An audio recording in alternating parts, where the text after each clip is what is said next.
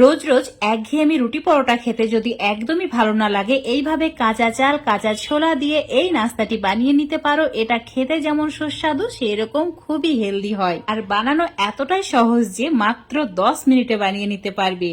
তো এই নাস্তাটি বানানোর জন্য হাফ কাপ মতো কাঁচা ছোলা নিয়েছি।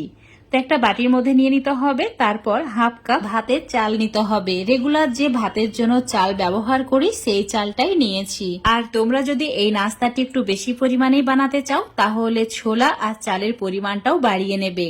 এবার দিয়ে দিতে হবে 4টি শুকনো লঙ্কা। তারপর এর মধ্যে জল দিয়ে দিতে হবে।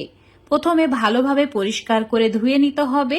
তারপর জল পাল্টে নিয়ে আবারও অল্প একটু জল দিয়ে ঠিক এইভাবেই ভিজিয়ে রেখে দিতে হবে 1 ঘন্টার জন্য। এখন তোমাদের 1 ঘন্টা পর দেখাচ্ছি। চাল আর ছোলা একদম ভালোভাবে ফুলে গেছে, আর শুকনো লঙ্কাগুলো বেশ ভালোভাবে ফুলেছে। এবার এই বাটির মধ্যে যে জল আছে সেটাকে ফেলে দিতে হবে। তারপর 2-3 বার জল দিয়ে আরো ভালোভাবে ধুয়ে নিতে হবে। এবার এই ছোলার ডাল আর চাল একটা মিক্সার জারের মধ্যে নিয়ে নিতে হবে। তার সঙ্গে শুকনো লঙ্কাও নিয়ে নিতে হবে। এবার এর মধ্যে দিয়ে দিতে হবে 2টি কাঁচা লঙ্কা, যাতে একটু ঝাল ঝাল হয়। আর এর মধ্যে দিয়েছি অল্প একটু আদার টুকরো, সামান্য পরিমাণের জল। একদম মসৃণ করে একটা পেস্ট বানিয়ে নিতে হবে। তো আমি 2 বারে পেস্টটা বানিয়ে নিয়েছি। তোমরা চাইলে বড় মিক্সার জারে একবারেই পেস্টটা করে নিতে পারো। তো এখন এই মিশ্রণটা একদমই রেডি হয়েছে। দেখতেই পাচ্ছ কতটা ঘন করে রেখেছি। ঠিক এইরকম ঘন করেই কিন্তু মিশ্রণটা রেডি করে নিতে হবে, খুব বেশি পাতলা করা যাবে না। এবার দিয়ে দিতে হবে স্বাদ মতো সামান্য নুন, আর দিয়ে দিতে হবে অল্প একটু হলুদের গুঁড়ো, আর দিয়ে দিতে হবে অল্প একটু জিরের গুঁড়ো। এবার দিয়ে দিচ্ছি গরম মশলার গুঁড়ো। সমস্ত কিছু ভালো করে মিশিয়ে নিচ্ছি। তোমরা চাইলে এই মিশ্রণের মধ্যে অল্প একটু চাট মশলা, পেঁয়াজ কুচি, ধনেপাতা কুচিও অ্যাড করতে পারো নিজেদের পছন্দ মতো। তো এই মিশ্রণটা এখন রেডি হয়ে গেছে। চুলোর ওপরে একটা তাওয়া গরম করে নিয়েছি।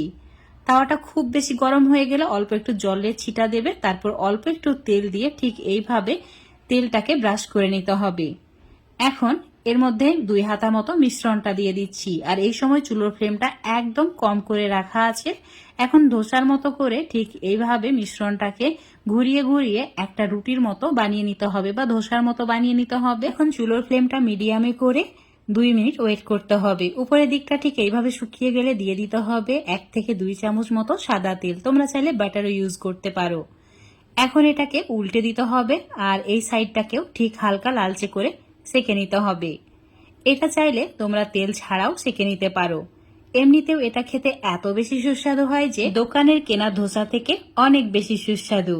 এখন এর মধ্যে সামান্য পরিমাণে পেঁয়াজ কুচি, তার সঙ্গে দিয়ে দিচ্ছি সামান্য পরিমাণে টমেটো কুচি। অবশ্যই টমেটোর বীজ ছাড়াই অ্যাড করবে। আর যদি ঝাল খেতে পছন্দ করো তাহলে অল্প একটু লঙ্কা কুচিও অ্যাড করে দেবে। বাচ্চাদের জন্য তৈরি করলে লঙ্কা কুচিটা বাদ দিয়ে দেবে। সামান্য পরিমাণে চাট মশলা দিয়ে দিয়েছি।